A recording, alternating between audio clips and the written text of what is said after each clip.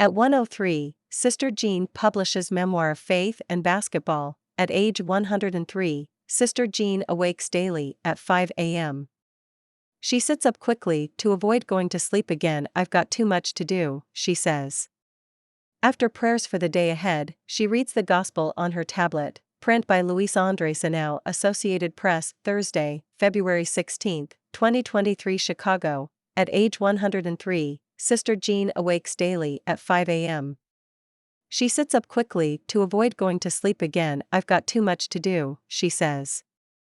After prayers for the day ahead, she reads the Gospel on her tablet. I guess there aren't too many 103-year-old nuns using iPads these days. There aren't too many 103-year-olds, period, she writes in her memoir that will be published February 28. But I'm pretty comfortable with modern technology. I've always said, if you're not moving forward, you're going to get left behind real quick. Adaptability is my superpower.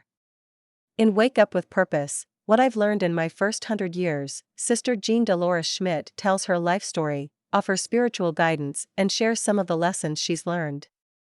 The beloved Catholic nun captured the sports world's imagination and became something of a folk hero as the chaplain for the Loyola Chicago men's basketball team that reached the NCAA Final Four in 2018. She has been featured by newspapers and TV stations across America. Her NCAA news conference, she was told, had more journalists than Tom Brady drew at the Super Bowl. Her likeness appears on socks, bobbleheads, even a Lego statue at her gallery in Loyola's Art Museum.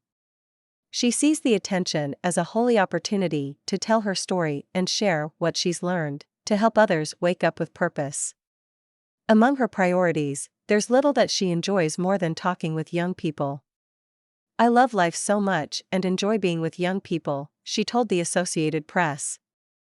They're the ones who keep me going because they bring such joy into my life, and they keep you updated on what's happening in their world. Photos. At 103, Sister Jean publishes memoir of faith and basketball. She arrived in a wheelchair for the interview at her office in the university's student center. She wore purple Nike Air Max sneakers with the words Sister and Jean written on the back, and her maroon and gold Loyola scarf that often gets compared to Harry Potter's.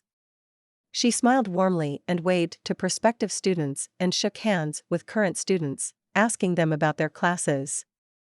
What's your dream? She asked some of them. Samuel Griebener, a 19-year-old freshman, told her he was thinking about medical school. They then talked about their shared love for the Loyola Ramblers. She knows more about basketball than me, Griebener said. It was 9 a.m. and by then, she had already written her usual scouting report and emailed the players on the team to congratulate them on a victory. I believe this was a turning point and that we're now in a winning streak, she wrote. Our next game will be challenging, but just keep working hard. I will be there in prayer and in spirit and bless your hands virtually.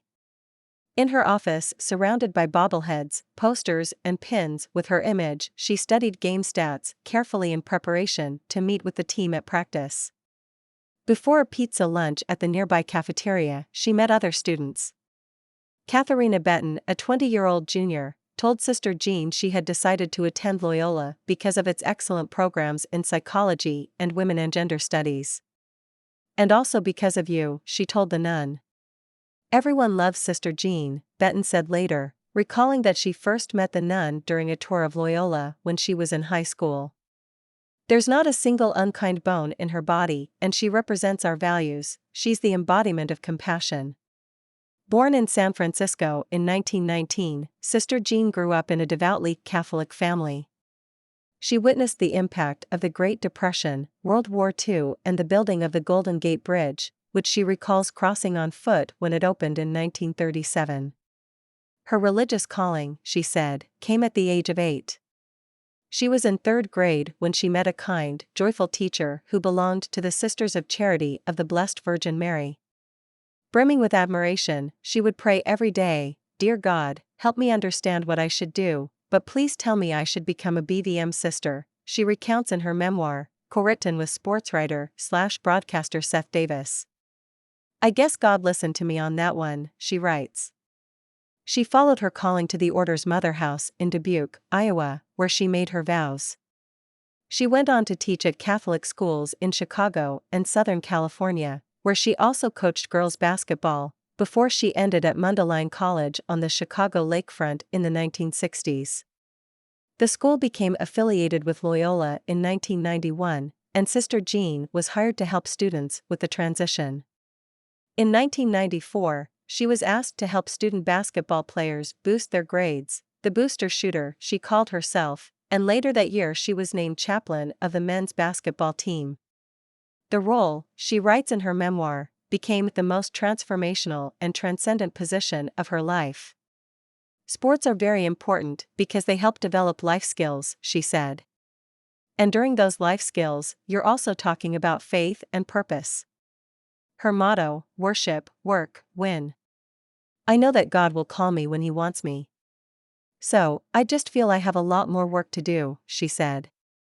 During a recent practice, she watched from the sideline in her wheelchair. On a break, the players on the men's and women's teams took turns shaking her hand.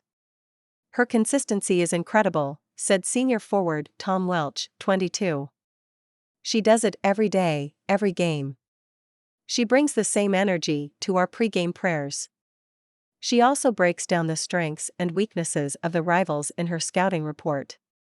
She's letting us know who's good at shooting, who to send to the free throw line, pretty in-depth details, Welch said. And then sometimes, she'll make us laugh, feel good for a game. The laughter has been needed this season. The team is 9-16 overall and last in the Atlantic 10 Conference with a 3-10 record. Allison Goose, the women's basketball coach, called Sister Jean a legend. Every day I walk in the office and she's in her office. You talk about being there at 103. It's because it's a passion for her. It's about love, Goose said. I think they should be telling stories about her forever. Copyright 2023, The Washington Times, LLC. Please read our comment policy before commenting. Click to read more and view comments, click to hide.